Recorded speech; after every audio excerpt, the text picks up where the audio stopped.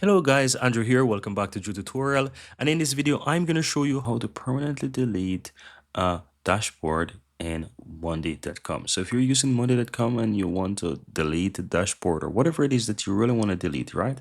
Let me show you how to permanently delete that in Monday.com. So I'm going to go ahead and choose, for example, this dashboard here on the left hand side. I'm going to click on it and just simply click on delete. Now, delete is just going to delete it and put it into my trash, but it doesn't mean that it is permanently deleted. So how do you actually do that? Simply click your account on the upper right hand side and click in trash.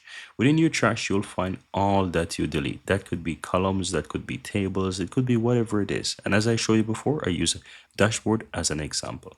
Now, you can go ahead and find that which you want to permanently delete, and you can go ahead and simply click the three dots. I'm going to just use anything from within here so that you can see. So if I want to go ahead and delete that dashboard, as I mentioned, I click three dots, then click permanently delete. Then click permanently delete again, and that is now deleted. The same goes for example, any column, you can do that as well. Any table, you'll be able to find it within your trash and you can permanently delete that as well. So that's pretty much it, guys. Very easy and very simple.